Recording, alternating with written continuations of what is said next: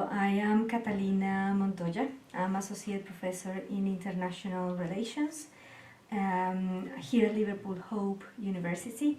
I am the Director of the Master's degree in Politics and International Relations, and I'm also the Director of the Archbishop Desmond Tutu Center for War and Peace Studies. My book is about how countries and organizations promoted peace building and targeted or geographically targeted efforts of peace building in Colombia.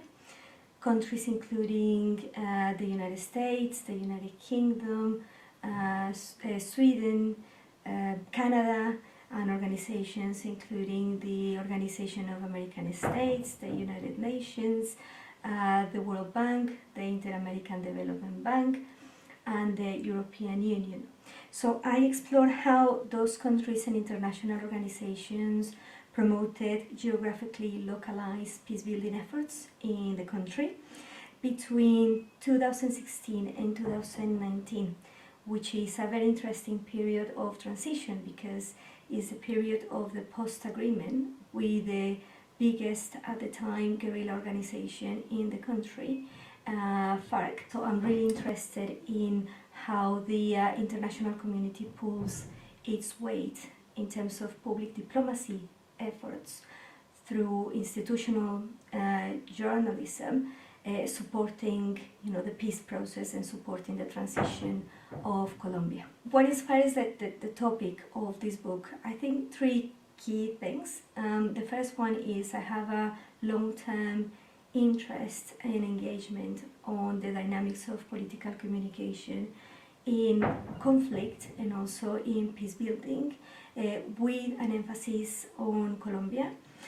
So the first one really spans from my career and my research career. The second thing that sparks the interest is during 2016 I saw a very polarized country, and this was reflected on the referendum to legitimize the agreement in Colombian population. And in that polarized environment of a process that was heavily kind of internationally supported and sponsored, I was really interested in exploring those kind of localized dynamics of peace building. And I was also very curious about public diplomacy, and in particular the role of institutional journalism and information, and how they can add weight, credibility to peace-building processes, peace-building actors, and in general counteract more negative trends in information and media environments in countries like Colombia.